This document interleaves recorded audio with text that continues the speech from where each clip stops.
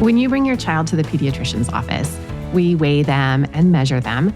These are pretty easy things to evaluate to make sure they're growing at the right pace. But we also track their cognitive development. I may look like I'm playing with your kid when I lay them down on the exam table and coo at them, or I watch them across the room to see if they're studying me or if they're trying to get me to smile at them. I even do this with older kids and teenagers. I ask them questions like, what do you like to do? And do you have good friends? These are signs of social development and cognitive development, and obviously they're really important. And while I enjoy talking to kids once they can talk, it's kind of harder to assess their development because they have social and cultural reasons why they may not want to engage with me. They might be shy, embarrassed, or scared. But babies, for the most part, we can do little experiments on them to see how they react.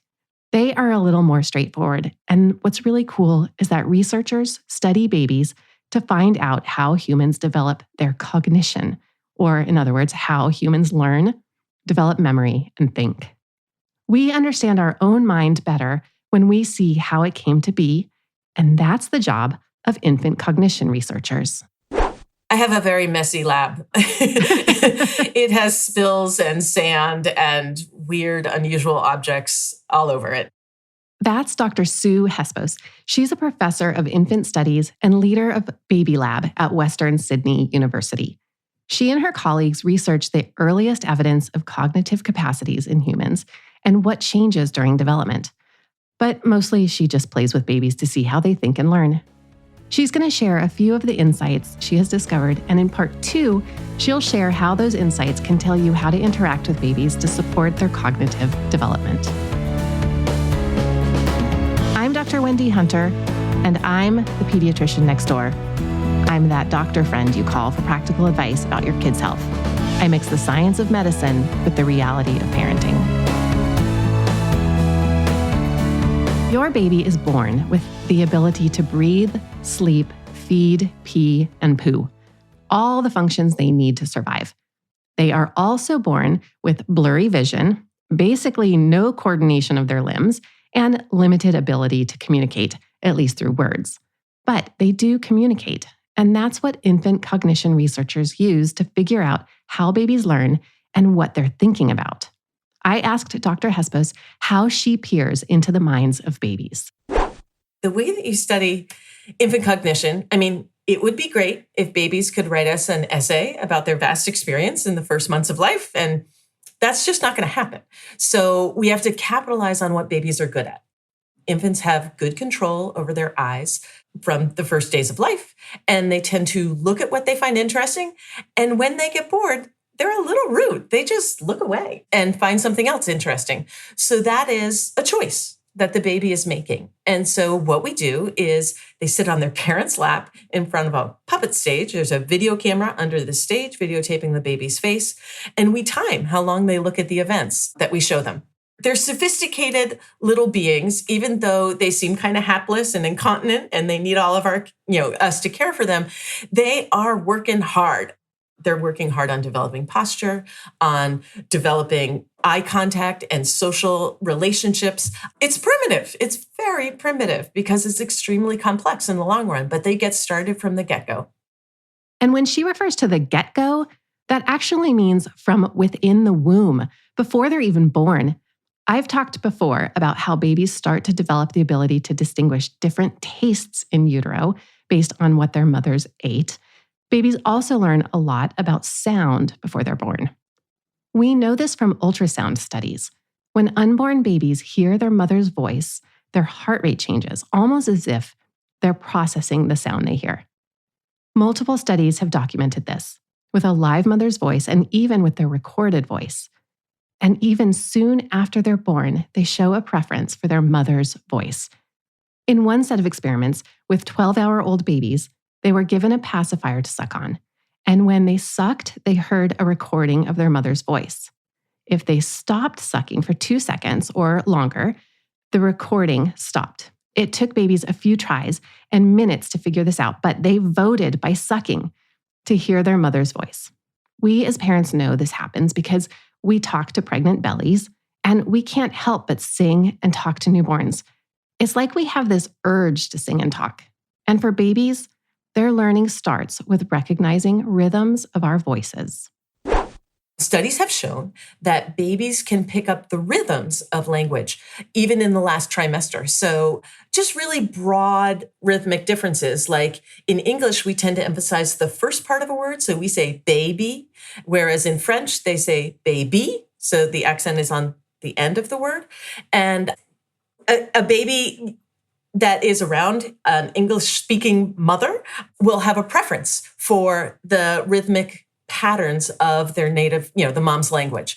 They would prefer, and they will turn their head to listen to English sounds compared to, say, French sounds or some other language that has a different rhythmic quality to it. And so they're learning in the womb, and it's very specific learning. So there were even studies that showed that a mom that read Green Eggs and Ham versus The Cat in the Hat, so 2 Dr. Seuss books, and they read it like every day for the last month, I think, of pregnancy. And the kids could show a preferential difference for the one that they had heard before. The reason we feel this urge to talk to our kids is that they react. They don't react by talking back because they just don't have the motor control yet, and there's a lot of other limitations, but they engage. And they train us up. And there's some really fascinating stuff done by linguists that show that parents speak differently to a 2-month-old than how they speak to a 5-month-old, than how they speak to a 7-month-old. And it doesn't even have to be their own child. It's that we read the signals from the kid. If the kid is engaging with us, we do more of that. We're reacting positively to our kids' signals. If the kid is not interested, they just look away. And so again, at a time when they're focusing in on the vowel sounds, parents hyperarticulate those vowels. And at a different time when they're more interested in the rhythm, or a song, they'll react and want more of that. So it's a two-way street.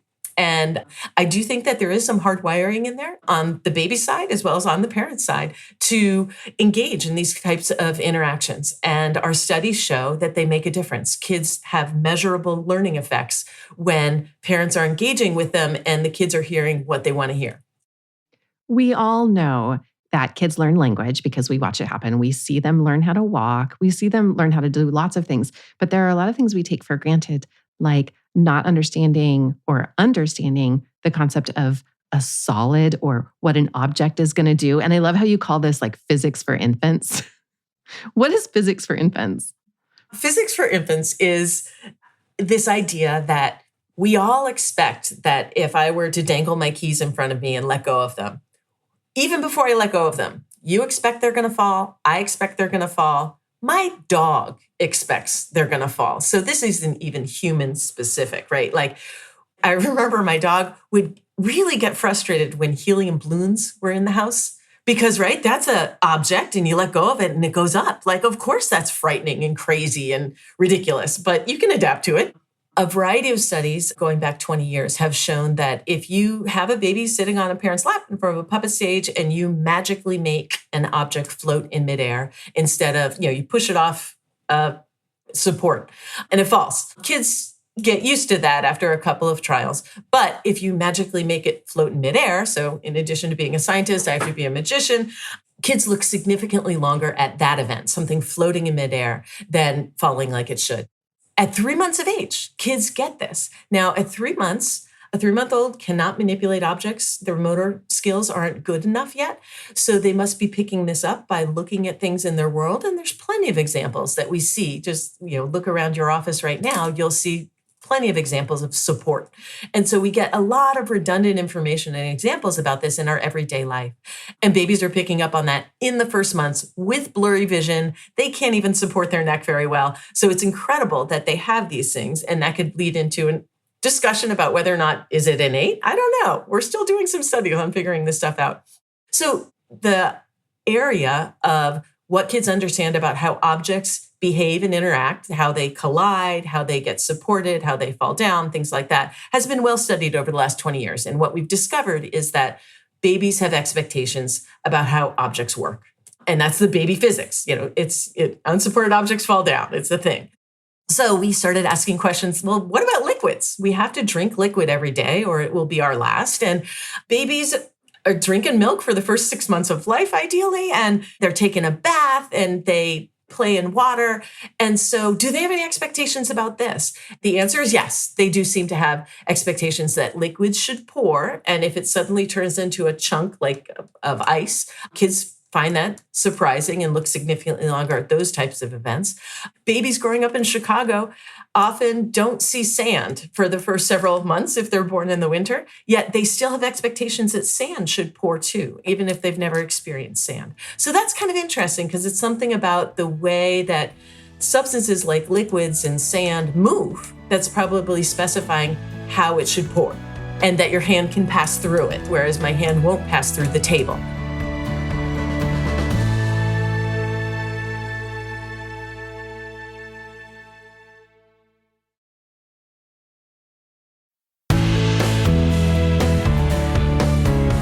Babies learn by watching the world around them, but also by touching objects. They can't really do that until they're a few months old, of course, but they are able to learn about objects they touch but can't see. Here's something fun you can do with a baby. Put a shape in your baby's hands, something like a plastic cylinder or a triangular block, but make sure they can't see it. If they're laying on their back, hold a light towel or blanket like a drape between their face and their arms. If they drop the object, put it back in their hands. Let them play with it and feel it for a long time, maybe a few minutes. Then put the object in front of the baby at the same time that you put another very differently shaped object in front of her, something like a spiky ball or a cube. When researchers do this, do you know what they find? The baby looks longer at the object they haven't touched. Similar experiments show that newborns can anticipate or they already know what different textures are going to look like. If they hold and explore an unseen object with a bumpy texture, they later act as if they are familiar with or know the visual appearance of that texture. Somehow, without practice, the newborn brain knows how to translate how an object feels into how it looks. In other experiments, researchers like Dr. Hespos have discovered that although babies can't count, they do seem to understand quantity. And there is probably an evolutionary reason why. There are some early number concepts that are probably innate and shared with my dog and many other species, more versus less, things like that, where to find food most of the time, foraging behaviors and things like that. So there's examples of number knowledge in other species, but number concepts, our ability of the concept of 7 is really special. And it takes any other species a very long time to acquire that kind of knowledge. And they never get as far as fast as humans do. An amazing example is this duck pond example where, like, if you and I were at other opposite ends of a duck pond, and let's just say there's 100 ducks on the pond and you were feeding them twice as fast as I would, about 66 ducks would go to you and 33 of them would come to me. And that's just what they do. And this is probably evolutionarily a foraging behavior that was advantageous. And I don't think the ducks are sitting there like, yo, you go over there and I'm going to come over here. But they do it. However, if you look closely at some of these studies that have done this, there's bully ducks. And so they're the ones that eat too much. And so they're like, oh, George is over there. We better go to the slower one because we're not going to get anything. He's such a hog. So again, these are cognitive abilities, but they happen in a social context for us as humans, but also other species like ducks on a pond. How do you study this in babies, the concept of numbers? Any way you can. Some of the ways that you do it is there's some very impressive work done with EEG, which is, again, measuring these electrical impulses over the head. And what you do is you can show kids a repetitive stimulus, 8 sounds, 8 sounds, 8 sounds, 16 sounds. If the kid detects that there has been a number change, they will have a change in their electrical activity, which is akin to our experience of surprise, like, oh, that's different. And so it sticks out to them. So it's been supported by the electrophysiological response. Looking time responses too. So a study that I did years ago was you show them one Elmo and you cover it up and then you bring in another Elmo and drop it behind the same screen. And then you lower the screen and lo and behold, half the time there's 2 Elmos behind the screen. So 1 + 1 = 2. However, on half the trials, you surreptitiously take one of them away. So you've done one behind the screen, a second behind the screen, but when you lower the screen, magically, there's only one object there. And 4-month-old infants look significantly longer at that outcome compared to one where there's 2 there. Now, do I think that this is arithmetic? Not really. I think that it's like you put a thing there, you put another thing there, and there's thing and thing. I don't think they have a concept, the same concept that you and I have of 2, but they know enough to look longer. So kids are picking up this stuff. These are the initial kernels. I'm not saying kids have innate knowledge that's full blown at birth. They learn a ton, but they have these just a little starters that are very primitive concepts that get elaborated and refined over experience in the world. There's one other kernel of abilities that humans need to learn and develop cognition, and that is attention. Babies need to be able to physically, move their eyeballs toward and brainily attend to or give their attention to the same scenario or object that their parent is teaching them about. We call that joint attention. And researchers understand the importance and implications of this. They may not be focusing on the objects in front of them. They may be focusing much further in the distance or on dust particles in between me and the objects, right? So if you can imagine a situation where a parent is labeling an object, which is, when I'm attending to the object and the baby's attending the object and I offer a label for it, that's an ideal joint attention situation where they're most likely to pick up words. The parent thinks that they're looking at the object, but they're focusing on something at a very different distance, and the parent's labeling it. That's not going to be a successful word learning situation. These are really fascinating studies that are going on. So I'm going back to this idea of you have to approach, the science is getting more integrated. And that's a great thing because you have to look at what is the kid actually focusing on? What is the social context that is supporting or not supporting this situation? And what is the cultural context that's supporting or not supporting the situation? That is mind-blowing to me that it also has implications for therapies, because if you know a child is not looking at an object, then you have to make sure in your therapy, okay, we're attending to the same object when I tell you what it is. Exactly. Because, Yeah. So again, it's one of these things too, where there's always these questions about whether or not kids can learn while watching television.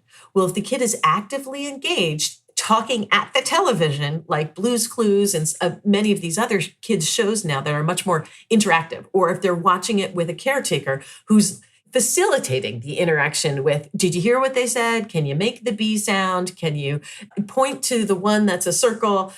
Those type of interaction styles are very effective. However, just sitting in front of the television, the kid might be looking at the left corner of the TV, not absorbing the displays that are going on. And so it's this question of, are they actually engaging?